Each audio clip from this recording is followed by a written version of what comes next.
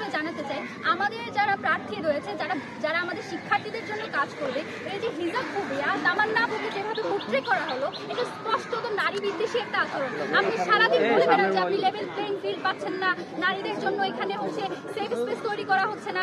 আপনারা এটাও পোট্রে করতে চান যে শিবির নাকি নারীদের জন্য হচ্ছে ভালো একটা জায়গা কখনো তৈরি করতে পারবে না বা ভালো সেই স্বাধীনতা কখনো দিবে না। সেই আপনাদের মুখ থেকে এখনো পর্যন্ত আমরা একটা বাক্য শুনতে পাই নাই হিজাব ফোবিয়া কিংবা এই নারী অবমাননা নিয়ে।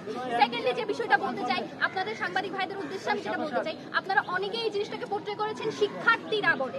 চারুকলে যে ঘটনা ঘটেছে সেটাকে আপনারা অপরাধীদের জায়গায় শিক্ষার্থীরা বলে ফ্রেম করার চেষ্টা করেছেন।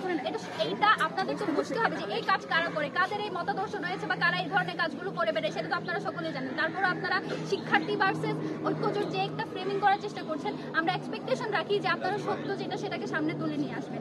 এবং আরো যে ব্যাপারটা আমি বলতে চাই, আমরা গত 16 বছর ধরে দেখেছি আওয়ামী লীগ কিভাবে ইসলামিক সবকটা সিম্বলকে কিভাবে অবমাননাকর ওয়েতে এক্সপ্রেস করে, সেটাকে হচ্ছে বারবার ভিক্টিমাইজ করেছে। সেই ভিক্টিমাইজেশনের বিপক্ষেই কিন্তু আমাদের জুলাই হয়েছে। জুলাইয়ের পরবর্তী বাংলাদেশে এই ধরনের আচরণ এবং প্রশাসনের পক্ষ থেকে এখনো পর্যন্ত কোনো ধরনের রেসপন্স না পাওয়া আমাদেরকে কিন্তু শঙ্কিত করছে। আমরা আশঙ্কা করছি যে এই যে নির্বাচন হবে সেখানে আমাদের যে প্রশাসন সেটা হয়তো পক্ষপাতদুষ্ট আচরণ করবে।